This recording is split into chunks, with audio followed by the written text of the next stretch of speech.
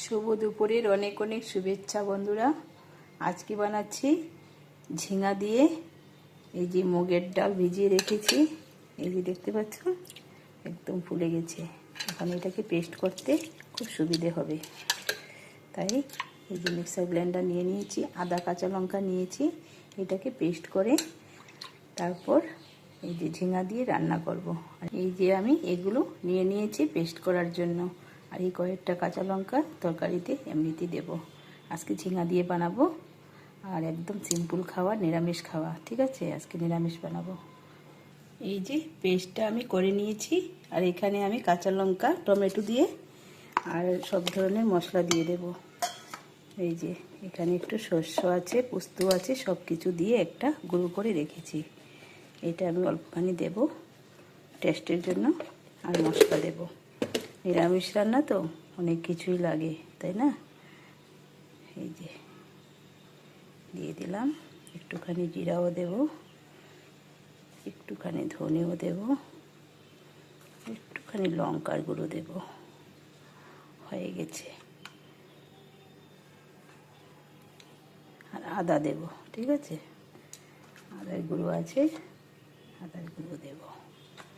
Just হয়ে গেল। এগুলো সব একসঙ্গে পেস্ট করে নেব, ঠিক আছে বন্ধুরা? নিরামিষ খাবার তো, তার জন্য একটুখানি আলমন্ড বাদাম আর এগুলো সব কিছু দিয়ে পেস্ট করে নেব।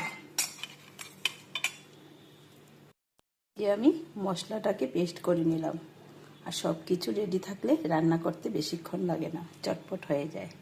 আর তিতা করলাটা ভেজে নেব। এই যে সব কিছু রেডি আমার। এটা বেশি করে দিতে হবে, কারণ ঝিঙাগুলো তো মুগ ডালের পেস্ট দিয়ে ভাজা করব, তার জন্য। এই যে পেস্টটা এখানে নিয়ে নিয়েছি, আর নুন আর হলুদ দিয়ে মেখে নেব। এই যে দেখতে পাচ্ছ, এইভাবে করব। এইভাবে কুট করে নেব, কুট করে একটা একটা করে সব কিছু ভেজে দেব এক এক করে।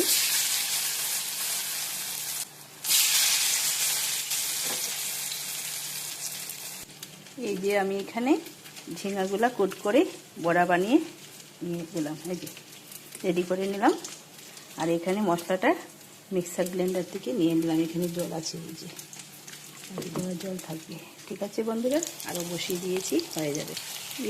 এই তেলেই করে নেব। এই যে একটা শুকনো লঙ্কা দেবো, আর একটা তেজপাতা, এই যে কালো জিরা দিয়ে দিলাম। এটা আমার ফ্রাই হয়ে গেছে। এখন আমি মশলাটা দিয়ে দেবো। মশলাটা ভালো করে কষাতে হবে।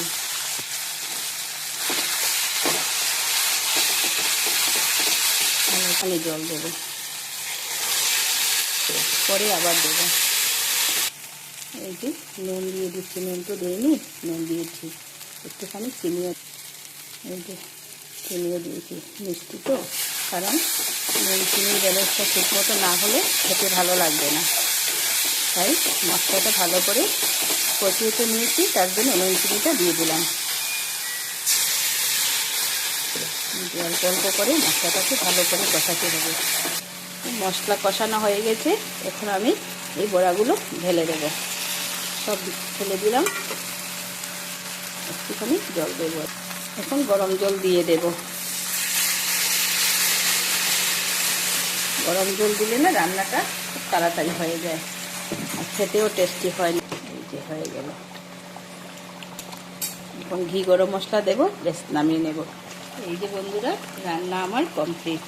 শুধু গরম মশলা দিচ্ছি আর একটুখানি ঘি দিচ্ছি। নিরামিষে ঘি না দিলে টেস্টি আসবে না, তাই একটুখানি ঘি দিতেই হবে। হয়ে গেল আমার নিরামিষ ঝিঙার রসবড়া। এটাকে আমি রসবড়া বলি, নাম দিয়েছি ঝিঙার রসবড়া। কেমন লাগছে বন্ধুরা? তাহলে আজ এখানটায় রেখে দিলাম। Bye bye.